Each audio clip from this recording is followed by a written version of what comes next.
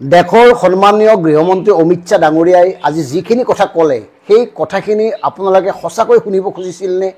সেই কথাখিনি শুনি আপোনালোক সন্তুষ্টি নে সুখী নে কাৰণ আমি দেশৰ সন্মানীয় গৃহমন্ত্ৰী এগৰাকীৰ পৰা এই কথাটো শুনিব খোজা নাছিলো আমি কিয় শুনিব খোজা নাছিলো আমি কি শুনিব খুজিছিলো এই কথাটো কম কিন্তু তাৰ আগতে ক'ব খুজিছো আপোনালোকে যি দলৰেই নহওক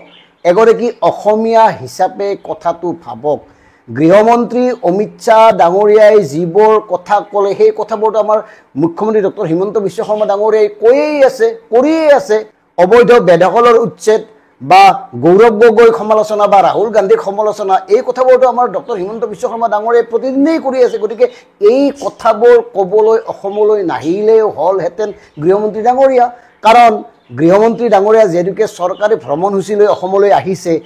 এই ভ্ৰমণৰ নামত যে কোটি কোটি টকা খৰচ হৈছে এই টকাবোৰটো সাধাৰণ জনতাৰ টকা গতিকে অসমৰ সাধাৰণ জনতাৰ কামত অহা এনে কি কথা ক'লে যাৰ কাৰণে অসমবাসীয়ে আমি গৃহমন্ত্ৰী অমিত শ্বাহ ডাঙৰীয়াক কৃতজ্ঞতা জনাব পাৰোঁ মানে এখেতৰ ভাষণটো শুনি এনেকুৱা লাগিছে আমাৰ মাননীয় মুখ্যমন্ত্ৰী ডক্টৰ হিমন্ত বিশ্ব শৰ্মা ডাঙৰীয়াই বিগত সময়ত কৰা কাম কাজৰ কৃতিত্ব ল'বলৈহে তেখেতে যেন অসমলৈ আহিছে এতিয়া চাওক তেখেতে 2019 চনত কৈছিল যে আমাক আৰু 5 বছৰ দিয়ক অসমক বানমুক্ত কৰিম অসমৰ বানমুক্ত হ'ল নে হোৱা নাই কি হ'ল কিবা পৰিকল্পনা ল'লে নে এই কথাবোৰ তেখেতে ক'ব লাগিছিল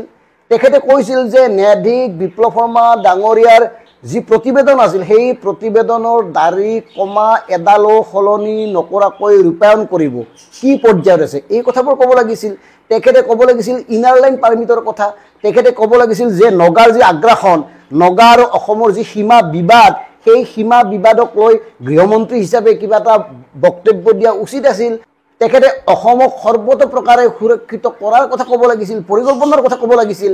কাৰণ মাননীয় গৃহমন্ত্ৰী এগৰাকীৰ মুখলৈ আমি বাট চাই থাকোঁ কাৰণ তেখেত অহা মানে সাধাৰণ কথা নহয় তেখেত অহা মানে অসম আৰু অসমীয়াৰ কাৰণে সৌভাগ্যৰ কথা আৰু যদি দলীয় কাম কাজত আহিছিল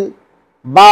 দলৰ নিৰ্বাচনী প্ৰচাৰৰ কাৰণে আহিছিল তেতিয়াহ'লে এই গোটেই ব্যয়টো দলে বহন কৰা উচিত এগৰাকী সাধাৰণ নাগৰিক হিচাপে আমি এই কথাটো কৈছোঁ এইকাৰণে কৈছোঁ গৃহমন্ত্ৰী এগৰাকীৰ সন্মুখত আমি লজ্জানত হৈছোঁ এইকাৰণে হৈছোঁ গুৱাহাটীৰ অৱস্থা সেই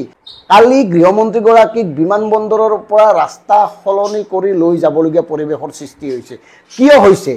গুৱাহাটী উন্নয়ন দপ্তৰৰ দায়িত্বত থকা মন্ত্ৰী যিসকল এতিয়াও আছে যিসকল আগতে আছিল মুখ্যমন্ত্ৰীকে আদি কৰি সকলোবোৰ ইয়াৰ কাৰণে দায়ী নহয়নে যিখিনি সময়ত অসমক দেশৰ শীৰ্ষ 5 ৰাজ্যৰ ভিতৰত এখন হিচাপে প্ৰতিষ্ঠা কৰাৰ সপোন দেখুৱাইছিল সেইখিনি সময়ত গৃহমন্ত্ৰী যিদিনাখন আহিছে সিদিনাখনেই অসমৰ অৱস্থা এই গতিকে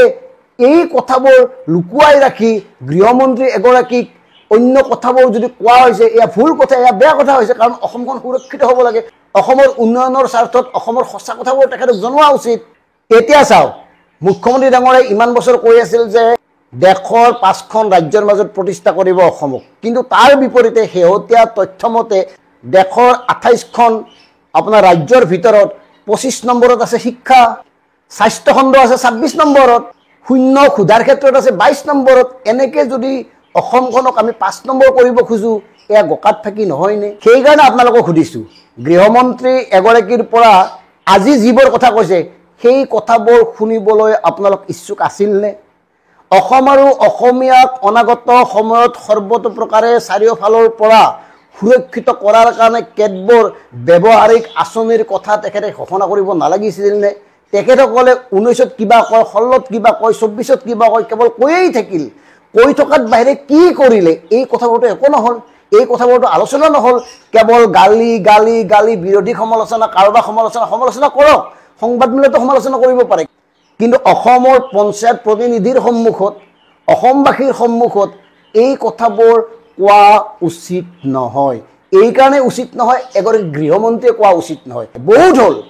ফুংফাং কথা বহুত হ'ল বাহুল্যমী বহুত হ'ল আমাক লাগে গঠনমূলক চিন্তা আমাক লাগে গঠনমূলক কাম আমাক লাগে গঠনমূলক পৰিকল্পনা কাৰণ ইমান বছৰ কৈয়ে আমাৰ গুচি গ'ল সময় কংগ্ৰেছে হওক বা অসম গণ পৰিষদেই হওক আলোচনা কৰিয়ে থাকিল বিষয়বোৰ এনেকৈ থাকিল বিদেশী বিতৰণ মানে সাংবিধানিক ৰক্ষা কবচ খিলঞ্জীয়াৰ প্ৰভুত্ব এই কথাবোৰ আলোচনা হৈয়ে থাকিল গতিকে ভাৰতীয় জনতা পাৰ্টিৰ যেনেকৈ 11 বছৰ হ'ল গতিকে তেওঁলোকে অন্তত অসমক সুৰক্ষিত কৰাৰ কাৰণে কাৰ্যকৰী পদক্ষেপ গ্ৰহণ কৰক, আমি আপোনালোকক আদৰণি জনাম। কিন্তু আপোনালোকেও হৈ একেই, আপোনালোকৰো কোনো ধৰণৰ মিছন নাই, পৰিকল্পনা নাই, আপোনালোকৰো কেৱল ফুংফাং ৰাজনীতি। আৰু সেইকাৰণে কৈছোঁ, গৃহমন্ত্ৰী এগৰাকীয়ে এই কথাবোৰ ক'বলৈ অসমক ইমান টকা খৰচ কৰি অহা উচিত নহয়। গতিকে প্ৰিয় দৰ্শক, মন কৰক, আমাৰ সাধাৰণ জনতাৰ অৱস্থা এই, সি কংগ্ৰেছেই থাকক, অসম গণ পৰিষদেই থাকক বা বিজেপিয়েই থাকক, কথাবোৰ কেৱল আমি আলোচনা কৰিয়েই থাকিম, সমাধান ক'তো নাই। গৃহমন্ত্ৰী অমিত শ্বাহ ডাঙৰীয়াই ক'ব লাগিছিল যে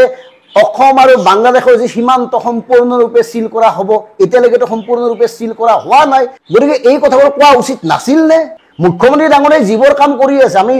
সমৰ্থন জনাইছোঁ। এইকাৰণে সমৰ্থন জনাইছোঁ যে অবৈধ লোকে যদি ক'ৰবাত অবৈধভাৱে বেদখল কৰে সেয়া মুক্ত হ'ব লাগে, কিন্তু বেদখলৰ নামত কি চলি আছে সেই কথাবোৰ আলোচনা হোৱা উচিত। উচ্ছেদকাৰীসকলক ক'ৰ পৰা ক'লৈ পঠালে সেই কথাবোৰ আলোচনা কৰা উচিত, সেই কথাবোৰ অসমবাসীয়ে জনা উচিত, সাধাৰণ জনতাই জনা উচিত। কিন্তু সকলোবোৰ ঢাকন দি, সকলোবোৰ জাপি থৈ কেৱল ৰাহুলক গাড়ী পাৰিলে, গৌৰৱ গগৈক গাড়ী পাৰিলে, নৰেন্দ্ৰ মোদী ডাঙৰীয়াক মানে প্ৰতিটো শব্দতে প্ৰশংসা কৰিলে। আৰু কি কৰিলে? এই আৰু কি কৰিলে এই কথাটো ভাবক। আৰু আপোনালোকৰ যদি কিবা ক'বলগীয়া আছে, সন্নিৱিষ্ট কৰিবলগীয়া আছে, তেতিয়াহ'লে আমাৰ এই ভিডিঅ'ৰ তলত মন্তব্য কৰি সবিশেষ জনাব পাৰিব। ধন্যবাদ।